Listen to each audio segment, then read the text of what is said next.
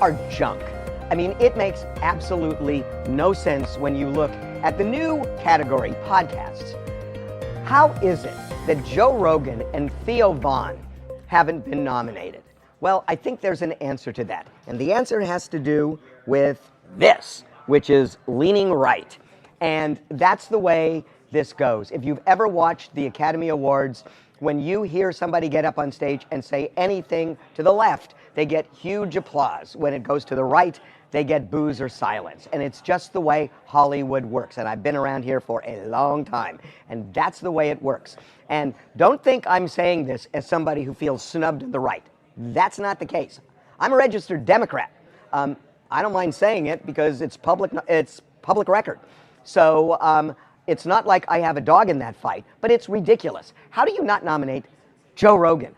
Does that make any sense? Whether you like his views or dislike them, he is a consequential, really good podcaster. I mean, he just is. That when you listen to the breadth of what he does, the depth of what he can do, and the honesty, at the very least, how does a guy like that not get nominated? Again, it's obvious what the answer is. The answer is that he leans to the right.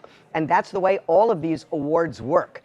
You know, there are people who get nominated who have talent. I'm not going to deny that.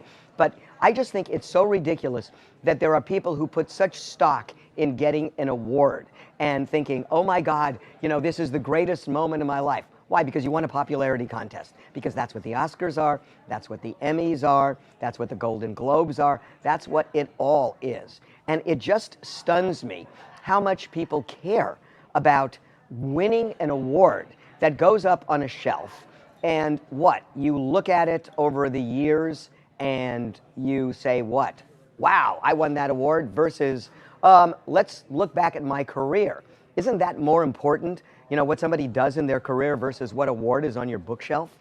I'm not saying this as sour grapes. And look, I mean, you know, I was on a show for many, many years, The People's Court, and they had a category. The People's Court won 5 Emmys, and I never went. And, you know, there are people on that staff that really are thrilled that the show won. It's just never really meant anything to me, so I'm not saying this as sour grapes, but I just am stunned at how important it is to a lot of people to win an award like this, and then how sad people get when they don't. I mean, that's what really gets me. It's like, you know, I was talking to somebody today who didn't win, and, you know, my response, or didn't get nominated, and my response was, well, if you had a choice of having a good career or a Golden Globe, which would you take? And which is more meaningful?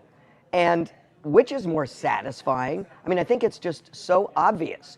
So, look, you know, if people, you know, get off on winning these awards, that's fine.